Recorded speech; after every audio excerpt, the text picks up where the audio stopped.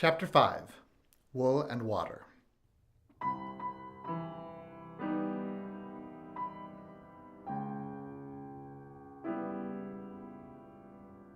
She caught the shawl as she spoke and looked about for the owner. In another moment, the White Queen came running wildly through the wood, with both arms stretched out wide as if she were flying, and Alice very civilly went to meet her with the shawl. I'm very glad I happened to be in the way. Alice said as she helped her to put on her shawl again. The White Queen only looked at her in a helpless, frightened sort of way, and kept repeating something in a whisper to herself that sounded like, "Bread and butter, bread and butter." And Alice felt that if there was to be any conversation at all, she must manage it herself. So she began, rather timidly. Am I addressing the White Queen? "Well, yes, if you call that addressing," the Queen said. "It isn't my notion of the thing at all." Alice thought it would never do to have an argument at the very beginning of their conversation, so she smiled and said, If your Majesty will only tell me the right way to begin, I'll do it as well as I can. "But I don't want it done at all," groaned the poor Queen. "I've been addressing myself for the last 2 hours." It would have been all the better, as it seemed to Alice, if she had got someone else to dress her. She was so dreadfully untidy.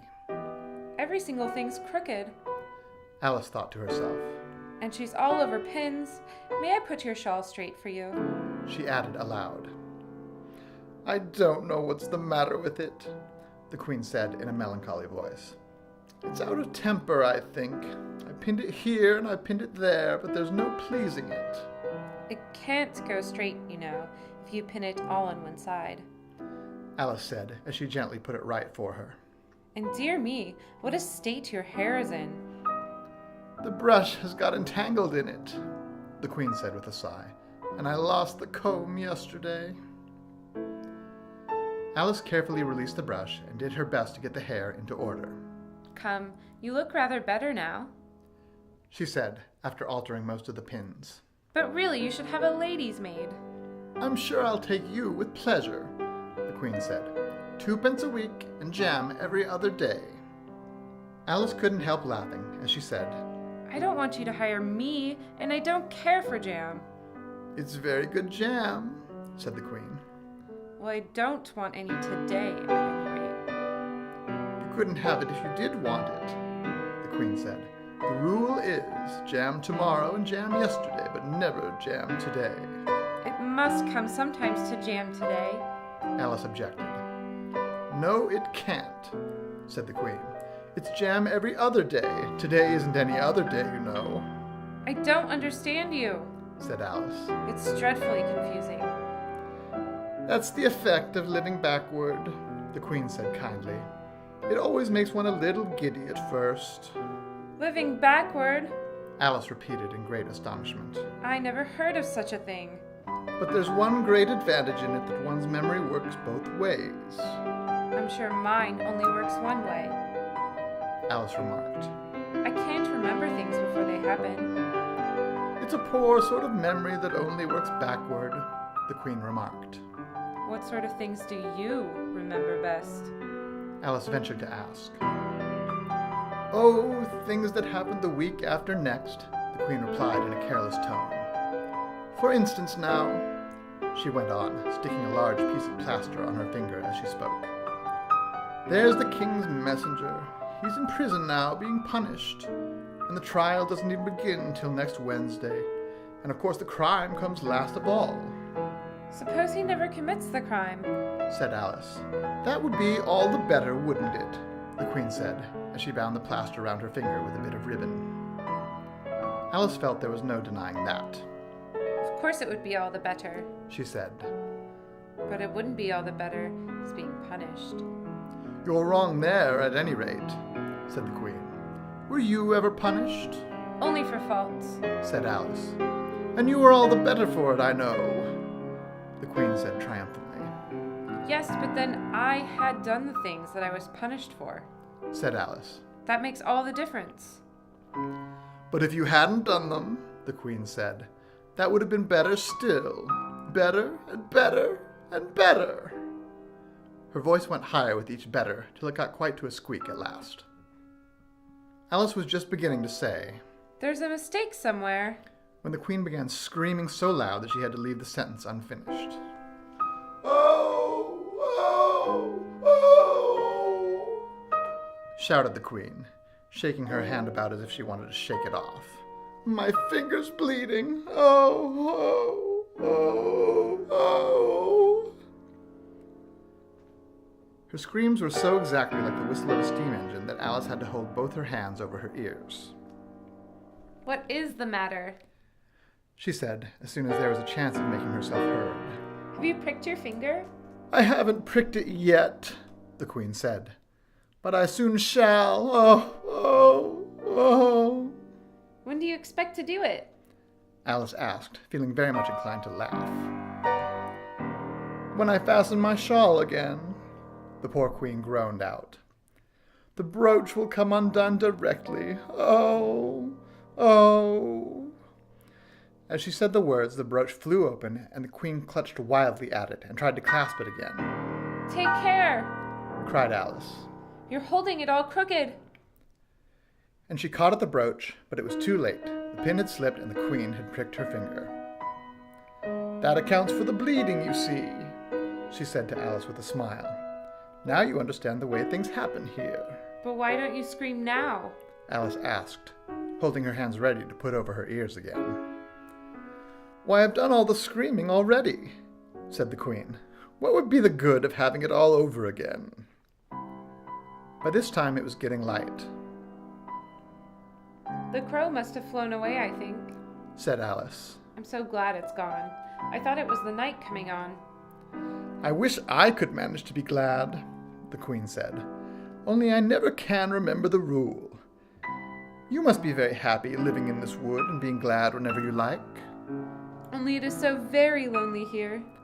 Alice said in a melancholy voice, and at the thought of her loneliness, 2 large tears came rolling down her cheeks. "Oh, don't go on like that," cried the poor Queen, wringing her hands in despair. "Consider what a great girl you are. Consider what a long way you've come today. Consider what o'clock it is. Consider anything, only don't cry." Alice could not help laughing at this, even in the midst of her tears. Can you keep from crying by considering things? She asked. "That's the way it's done," the Queen said with great decision. "Nobody can do 2 things at once, you know. Let's consider your age to begin with. How old are you?" I'm 7.5 exactly. "You needn't say exactly," the Queen remarked. "I can believe it without that. Now I'll give you something to believe. I'm just 101, 5 months and a day." I can't believe that, said Alice. "Can't you?" the Queen said in a pitying tone. "Try again. Draw a long breath and shut your eyes." Alice laughed. There's no use trying, she said. One can't believe impossible things. "I dare say you haven't had much practice," said the Queen. "When I was your age, I always did it for half an hour a day. Why, sometimes I believed as many as 6 impossible things before breakfast. There goes the shawl again." The brooch had come undone as she spoke, and a sudden gust of wind blew the Queen's shawl across a little brook. The Queen spread out her arms again and went flying after it, and this time she succeeded in catching it for herself. "I've got it!" she cried in a triumphant tone. "Now you shall see me pin it on again all by myself." Then I hope your finger is better now? Alice said very politely as she crossed the little brook after the Queen. "Oh, much better!" cried the Queen, her voice rising into a squeak as she went on. "Much better! Better! Better! Better!" The last word ended in a long bleat, so like a sheep that Alice quite started. She looked at the Queen, who seemed to have suddenly wrapped herself up in wool. Alice rubbed her eyes and looked again. She couldn't make out what had happened at all. Was she in a shop? And was it really a sheep that was sitting on the other side of the counter? Rub as she would, she could make nothing more of it. She was in a little dark shop, leaning with her elbows on the counter, and opposite to her was an old sheep, sitting in an armchair knitting, and every now and then leaving off to look at her through a great pair of spectacles. "What is it you want to buy?" the sheep said at last, looking up for a moment from her knitting. I don't quite know yet. Alice said very gently. I should like to look all around me first, if I might. You may look in front of you and on both sides if you like, said the sheep. But you can't look all around you, unless you've got eyes at the back of your head. But these, as it happened, Alice had not got, so she contented herself with turning round, looking at the shelves as she came to them. The shop seemed to be full of all manner of curious things, but the oddest part of it all was that whenever she looked hard at any shelf, to make out exactly what it had on it, that particular shelf was always quite empty, though the others round it were crowded as full as they could hold. Things flow about so here, she said at last in a plaintive tone, after she had spent a minute or so in vainly pursuing a large bright thing that looked sometimes like a doll and sometimes like a workbox, and was always in the shelf next above the one she was looking at. And this one is the most provoking of all, but I'll tell you what, she added as a sudden thought struck her. I'll follow it up to the very top shelf of all. It'll puzzle it to go through the ceiling, I expect. But even this plan failed. The thing went through the ceiling as quietly as possible, as if it were quite used to it. Are you a child or a teetotum? The sheep said, as she took up another pair of needles. You'll make me giddy soon if you go on turning round like that.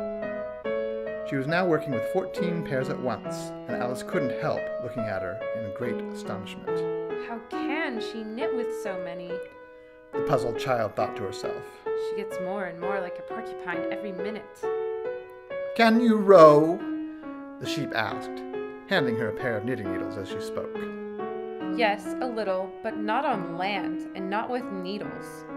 Alice was beginning to say, when suddenly the needles turned into oars in her hands, and she found that they were in a little boat, gliding along between banks, so there was nothing for it but to do her best. Feather! Cried the sheep, as she took up another pair of needles. This didn't sound like a remark that needed any answer, so Alice said nothing but pulled away. There was something very queer about the water, she thought, as every now and then the oars got fast in it and would hardly come out again. Feather! Feather! The sheep cried again, taking more needles. You'll be catching a crab directly. A dear little crab, thought Alice. I should like that. Didn't you hear me say feather?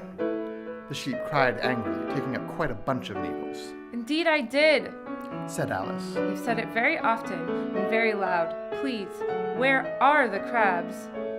In the water, of course, said the sheep, sticking some of the needles into her hair as her hands were full. Feather, I say. Why do you say feather so often? Alice asked at last, rather vexed. I'm not a bird. You are, said the sheep. You're a little goose.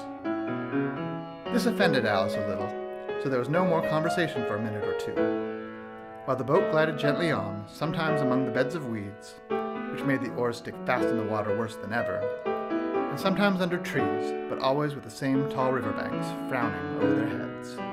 Oh, please, there's some scented rushes, Alice cried in a sudden transport of delight. There really are, and such beauties. You needn't say please to me about 'em, the sheep said without looking up from her knitting. I didn't put 'em there, and I'm not going to take 'em away. No, but I meant please, may we wait and pick some? Alice pleaded. If you don't mind stopping the boat for a minute. How am I to stop it? Said the sheep. If you leave off rowing, it'll stop of itself. So the boat was left to drift down the stream as it would, till it glided gently in among the waving rushes. And then the little sleeves were carefully rolled up, and the little arms were plunged in elbow deep to get hold of the rushes a good long way down before breaking them off. And for a while Alice forgot all about the sheep and the knitting, as she bent over the side of the boat, with just the ends of her tangled hair dipping into the water, while with bright, eager eyes she caught at one bunch after another of the darling scented rushes.